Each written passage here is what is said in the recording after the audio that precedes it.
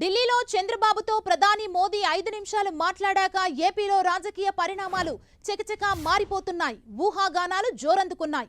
పాత మిత్రులు మళ్లీ కలవబోతున్నారంటూ ప్రచారాలు ఊపందుకున్నాయి. మరోసారి మోదీ అపాయింట్మెంట్ కోసం చంద్రబాబు ఎదురు చూస్తున్నారన్న టాక్ వినిపిస్తోంది.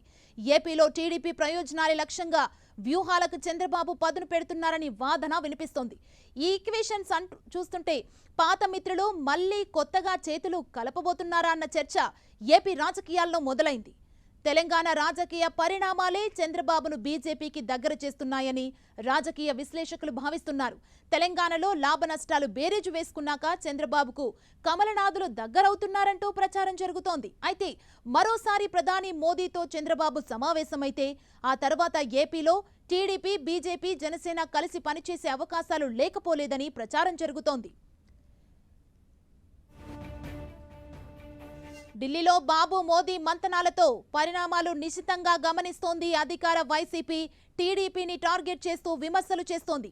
గత ఎన్నికలకు తెలంగాణలో రాహుల్ గాంధీతో కలిసి చంద్రబాబు తిరిగినప్పుడు టీడీపీ, కాంగ్రెస్ గతి ఏమైందో తెలుసుగాని బీజేపీని పరోక్షంగా వైసీపీ హెచ్చరిస్తోంది. చంద్రబాబు మోదీ చిట్చాట్ పై ప్రభుత్వ సలహాదారు Sajjala Ramakrishna Reddy comments hot topic గా మారాయి. టీడీపీ, బీజేపీ మధ్య లోపాయికారి ఒప్పందం జరుగుతోందని ఆరోపించారు ఆయన. చంద్రబాబు మోదీ కలయికపై జనసేన ఇంతవరకు బహిరంగంగా స్పందించలేదు. అయితే వైసీపీ ప్రభుత్వ వ్యతిరేక ఓటును వచ్చే ఎన్నికల్లో చీలనివ్వబోమని ఇప్పటికే పలు సందర్భాల్లో పవన్ కళ్యాణ్ ప్రకటించారు. దీనికి తోడు టీడీపీ, జనసేన మధ్య పలు అంశాల్లో ఓ అవగాహన ఒప్పందం ఉందని తెలుస్తుంది. అన్నింటికీ మించి చంద్రబాబు, పవన్ కళ్యాణ్ మధ్య ఫోన్ టాక్స్ నడుస్తున్నాయని ప్రచారమూ జరుగుతోంది. ఢిల్లీలో మోదీ, బాబు కలవటానికి కొన్ని రోజుల ముందు నుంచి కలిసిన తర్వాత బీజేపీ, ఏపీ నేతలు టీడీపీపై విమర్శలు తగ్గించారు. దాదాపు సైలెంట్ అయ్యారని చెప్పాలి. ఏపీ రాజధాని అమరావతి విషయంలో బీజేపీ పోరుబాటలో ఉంది. వీటన్నింటినీ గమనిస్తుంటే అటు తెలంగాణ, ఇటు ఏపీలో బీజేపీ, టీడీపీ, జనసేన కలిసి పనిచేస్తాయని ఊహాగానాలు జోరందుకున్నాయి.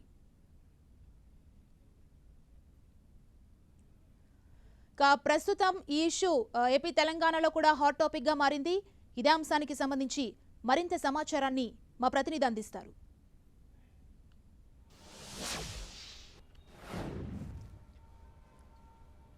సుమా, దేశవ్యాప్తంగా కూడా ఒక చర్చ అనేది జరుగుతుంది. టీడీపీ అధినేత చంద్రబాబు మొన్న శనివారం రోజు ఢిల్లీలో మోడీతో ప్రత్యేకంగా సమావేశమయ్యారు. 5 నిమిషాల పాటు వీరి సమావేశం జరిగింది.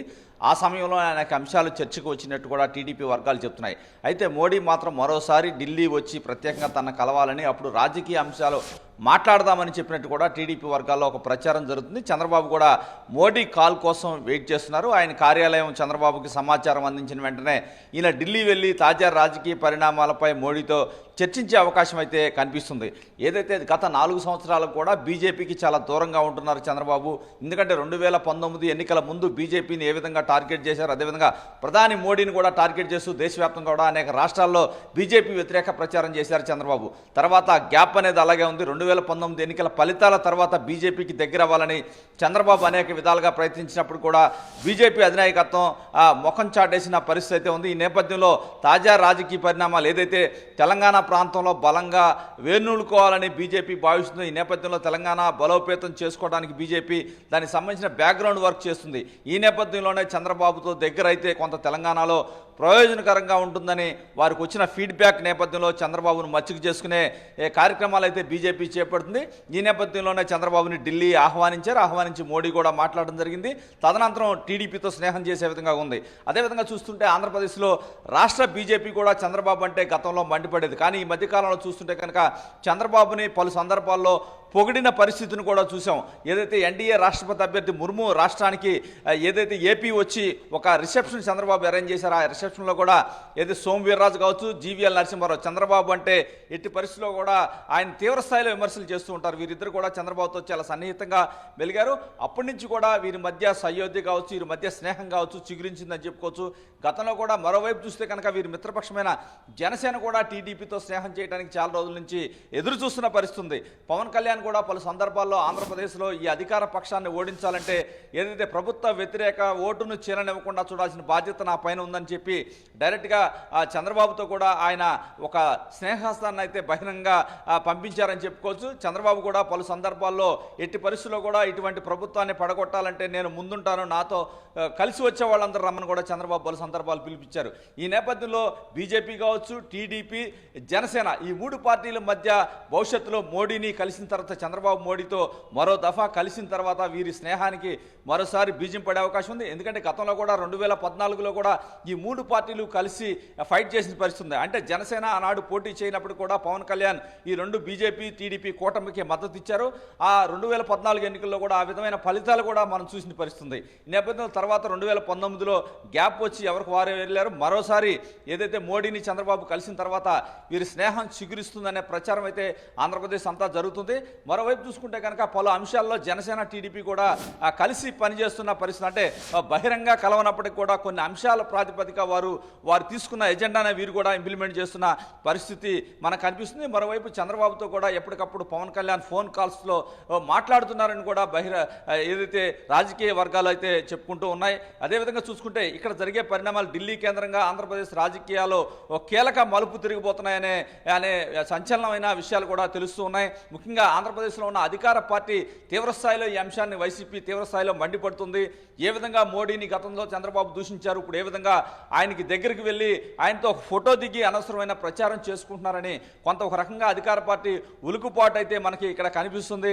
ఏదైతే నిన్నటి వరకు కూడా ఢిల్లీలో ఏం జరిగిందని సాధారణ ప్రజానికానికి తెలియనప్పటికీ కూడా ఏదైతే అధికార పార్టీ ఏదైతే ఈ విధంగా నిన్న వ్యాఖ్యలు చేసిన తర్వాత కొంత అయితే అందరికీ కూడా వారి బంధం బలపడుతుందేమో, అందుకే అధికార పార్టీ ఈ విధంగా ఉలుకుపాటు గురవుతుందనే చర్చ అయితే సమాజంలో జరుగుతున్న పరిస్థితుంది. ఏదైనా అధికార పార్టీ అయితే తీవ్ర స్థాయిలో మండిపడుతుంది. గతంలో రాహుల్ గాంధీతో కలిసి చంద్రబాబు పర్యటించారు, అయినా కూడా తెలంగాణలో ఏ విధమైన ఫలితాలు వచ్చాయో బీజేపీ కూడా అదే విధమైన ఫలితాలు వస్తాయని ఒక రకంగా బీజేపీని హెచ్చరించే దూరంలో అధికార పార్టీ, ఆంధ్రప్రదేశ్ అధికార పార్టీ అయితే చెప్తున్న పరిస్థితి అయితే మనకు కనిపిస్తుంది. ఏదైనా ఢిల్లీ కేంద్రంగా ఆంధ్రప్రదేశ్ రాజకీయాలు కీలక మలుపు తిరుగుతున్నాయి అనడంలో ఎటువంటి సందేహం లేదు. అయితే ఆంధ్రప్రదేశ్లో కీలకంగా ఉండాల్సిన బీజేపీ మాత్రం ఏదైతే ఢిల్లీ డైరెక్షన్ కోసం అయితే ఎదురు చూస్తుంది. ఇప్పుడు వరకు కూడా ఈ అంశాల గురించి బహిరంగ ఎక్కడా చెప్పలేదు. ఢిల్లీ నుంచి ఒక డైరెక్షన్ వస్తే కనుక వారు కూడా ఏదైతే అధికార పార్టీపై దూకుడుగా వెళ్ళి పోరాటాలు చేసే అవకాశం ఉందని కూడా చెప్తున్నారు. గతంలో టీడీపీని పలు అంశాల్లో విభేదించే రాష్ట్ర బీజేపీ కూడా గత నెల రోజుల నుంచి కూడా కొంత సైలెంట్గా ఉంది. టీడీపీ ఎజెండానే తను కూడా భుజాన వేసుకుంటుంది. ఈ విధంగా చూసుకుంటే కనుక ఆంధ్రప్రదేశ్లో మరోసారి పాత స్నేహితులు మరోసారి ఒక కొత్త కలయిక ద్వారా మరోసారి స్నేహాన్ని బయట పెట్టే అవకాశం కల్పిస్తుంది. రాబోయే రోజుల్లో మోడీ, చంద్రబాబు కలిసిన తర్వాత జనసేన, టీడీపీ, బీజేపీ మూడు కూడా కలిసి కథన రంగంలో దిగే అవకాశాలు స్పష్టంగా ఉన్నాయని రాజకీయ వర్గాల్లో ఒక చర్చ అయితే జరుగుతుంది. టీడీపీ అధినేత చంద్రబాబు కూడా మధ్యాహ్నం 12 గంటలకు టీడీపీ పోలిట్ బ్యూరో సమావేశాన్ని ఏర్పాటు చేశారు. ఢిల్లీలో ప్రధాని పర్యటన వివరాలన్నీ కూడా ఆ సమావేశంలో చర్చిస్తారు. తాజా రాజకీయ పరిణామాలపై కూడా చంద్రబాబు చర్చిస్తారు. Suma, thank you Ravichand. మోదీ, చంద్రబాబు మంతనాలపై ఏపీ ప్రభుత్వ సలహాదారు సజ్జల రామకృష్ణారెడ్డి ఏమన్నారో ఓసారి చూద్దాం. ఆయన మోడీ అన్నారట, ఇది మీ ఇల్లే అనుకోండి, ఇక్కడే ఉండండి అని, ఎప్పుడైనా రావచ్చు మీరని. ఆయన అన్నారో లేదో అంటే తప్పేం లేదు. ఇద్దరు ఒకరికొకరు మాట్లాడుకోవడంలో, ఇద్దరు నాయకులు అనుకోవడంలో మాకేం అభ్యంతరం లేదు. దీన్ని ఏమనుకుంటారు? అలాగే మేము మీతో చాలా మాట్లాడాలనుకుంటున్నాం. ఆయన అవును నేను కలవాలనుకుంటున్నాను ఈయన.